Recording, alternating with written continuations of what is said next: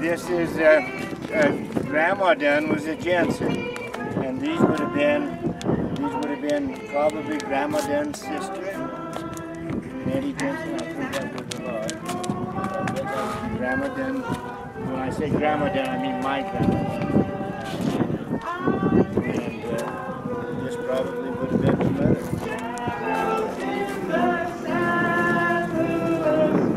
This town existed.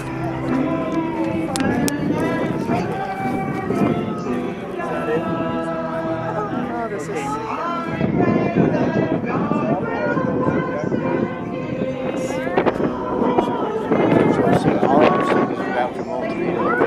Is that even...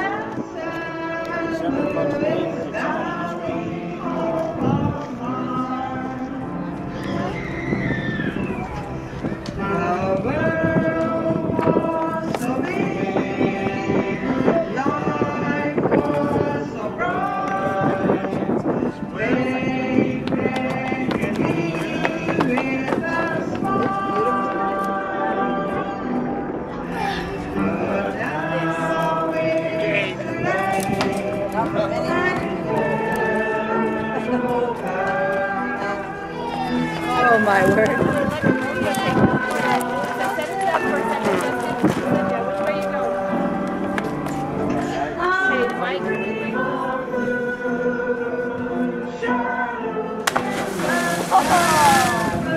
Alright.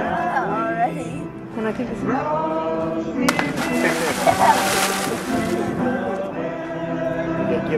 Can you see all right?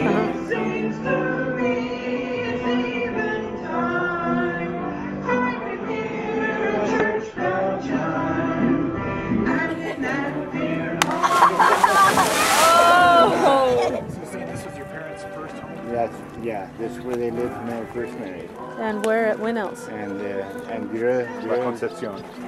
and I was conceived in that house. There we go. I remember it now. Can we go in there? And then they moved to that house in Manassa that we showed you. The granary, people would build the granaries and then they would build the house usually.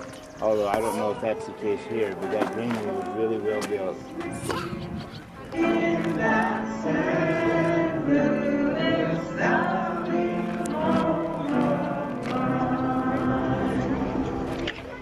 So whose line? Mom, This is through Sim Dunn, Jenny Dale? Annie Dunn's father. This was Annie Dunn's father. Annie Dunn's father. Anything you know. This buggy belonged to Grandpa Jensen. So it would be my mother's grandpa. And they lived here on the highway right now where Rita Brady lives. That was the grandpa's house. And so this buggy has to be somewhere in the 1880s, 1890s. And I had a guy that was training horses down from Denver that stayed with me 2 years ago in the summertime, training some race horses. And he went completely over this buggy and told me, wow, whoever had it, on all their turns and everything, where the wheels come back around and touch and everything, he said, whoever drove this buggy knew how to drive a buggy. That there's no damage or years of using it. So how we ended up with it was James Conch, I don't know if any of you are related to James. Not related to no. But he married a Jensen, Carmen Jensen. So they've had this buggy for years because he married a Jensen. And then he decided to have an auction and said, my mother said, he can't sell that buggy. He's not a Jensen. It was never left to him. It's Grandpa's buggy. And so the auctioneer, I know him really good. His name is Jimmy Horton, if any of you know him. Oh, I do. And Jimmy Horton kept telling me, Max, they're going to sell that buggy. And well, we couldn't say that around Hazel because she just got, oh, he can't do that. And she was feeling a little better a few years ago, and she'd just get really upset. It's not his buggy. So we talked to Doris. We probably talked to Lloyd. I didn't. I went to my sister because she's the secretary of the Dunn organization. Treasurer. Or whatever. And I told her, we have any money? She said, we have a little bit. Why? I said, because we're going to buy a buggy. She had a fit. We don't need a buggy. Yeah, we do. It's Grandpa's, you know. You don't find these anywhere very often. And so then she got a hold of Doris. And then Doris told me, the morning of the auction, she said, Max, get the buggy. Said, well, They probably talked to Rex and got the okay, because I know left money. It was, you know, all of them was involved in it. And then she told me, she said, Max, if the Dunn organization doesn't have enough money, keep going. The rest of us will put it together, you know. You know, she said, you got any money? I said, I have a little. She said, we do too. Get the buggy. So we're going to get the buggy. And then by then, Janine had seen it and kind of understood a little bit more. Because before the Amish moved here, this was very rare.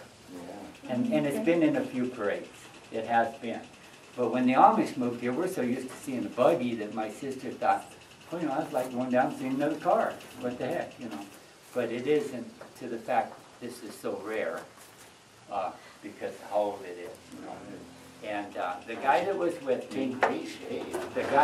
with me, and went all over this buggy said, Max, this buggy's worth a lot of money. Yeah. Okay, that'll do it.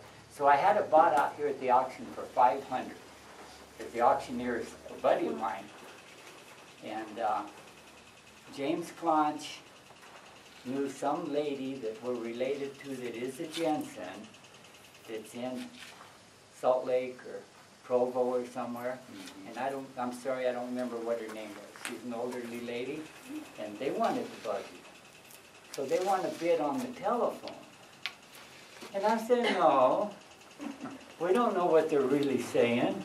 If you had it on a speaker, but we're not going to let one person, I mean, if that person receiving it wants to keep bidding, but he kept asking her, how high are we going and all that, I'm protesting.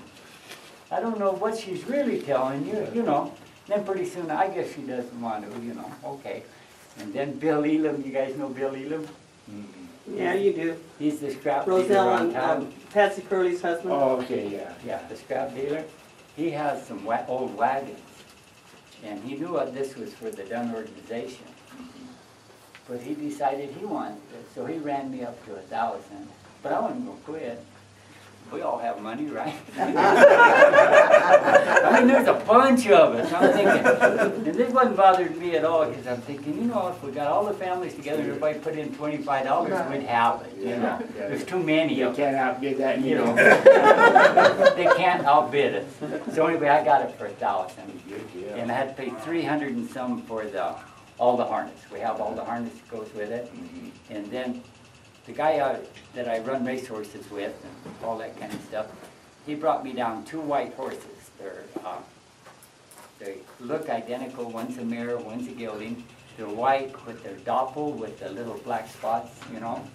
And they're Arabian. They're not broke, full of butter.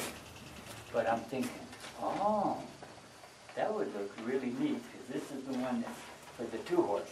Okay. One on each side. This is the single one on here right now. And I'm thinking, they do good.